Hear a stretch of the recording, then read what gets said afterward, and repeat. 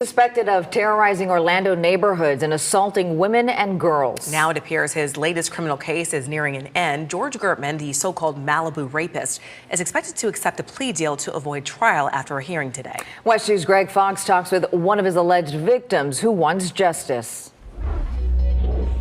Well, it's time to get it resolved. I understand, Judge. Mr. Gertman.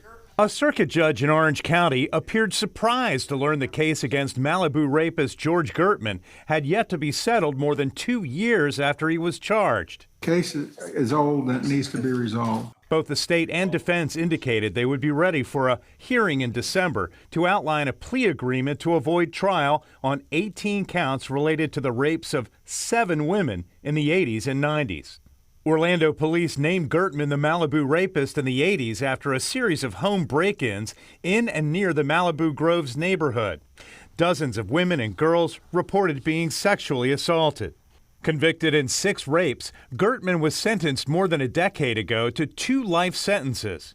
But a review of cold case evidence, including DNA from sexual assault kits using new science, led to new charges against Gertman in 2021. I'm not going to settle for anything. Gail Gardner is one of the victims and was the one who persuaded police to reopen her cold case, leading to Gertman's new charges. She's fine with a plea deal and won't insist on a life term, but she wants a stiff sentence. And so I'm confident in the fact that regardless, there will be justice, but it has to be justice for what he did to me.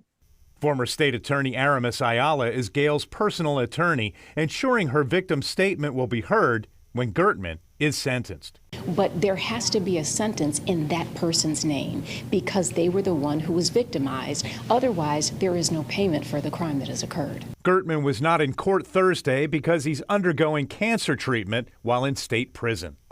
For Gail Gardner and the other victims, they just want to see justice. They just want closure after the worst ordeals of their lives. In Orange County, Greg Fox, WESH 2 News. Now, Gardner was the inspiration for Gail's Law, which took effect this year. Under that new system, victims can track their sexual assault kits as they move from police to crime labs and onto the courts. The processing of those kits must also be done within 120 days to ensure that police are working quickly to solve cases and punish offenders.